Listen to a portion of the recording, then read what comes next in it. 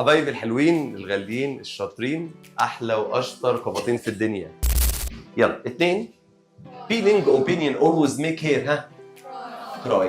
تعال نسمع سوا زهقتكم بس ده لازم نحفظهم. يلا ها let ومي ها وهيل بتنفع الاثنين ها see watch ونوتس وهير دول، وطبعا هاف خلاص خدناها. دول بعديهم مفعول به مصدر، صح كده يا ولاد؟ مفعول به وبعد كده ايه؟ مصدر. غير كده اي فعل تاني مفعول به تو.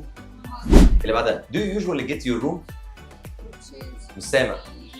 cleaned. حد عنده اعتراض؟ اعمل كده. الاوضه مش هتعرف توضب نفسها او تنظف نفسها خلاص، يبقى كده مبنيه لمين؟ للمجهول. لان هو بيقول له هل انت بتاخد اوضتك متنظفه؟ قال له لا، انا بنظفها بنفسي، مش حد اللي بيعملها لي.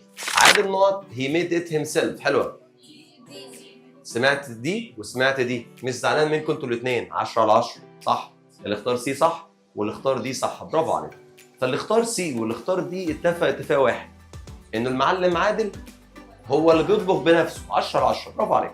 الاثنين صح، يبقى بيدور على زمن. بص الجمله الثانيه made it himself، بس دي اللي رجحت لي كفه مين؟ هنا كومت مش كوكس. احنا كده بارت 1 خلص. المره الجايه هنحل نحفظ كلمات بارت 2، اديني بنبه اهو، وهنحل بارت 2 والقصه الايه؟ ما احنا بنحل بارت 2 مع القصه في اخر حصه. ما دام ايه؟ انا منزل لكم الكلمات، اي غلطات هقول لكم عندنا غلط في كذا وتسالوني في الغلطات بس، يعني مش هنحلهم واحده واحده زي كده. تمام. بكده محاضرتنا تكون انتهت. لحد ما اشوفكم بالف خير وصحه وسعاده يا اغلى الناس. سلام.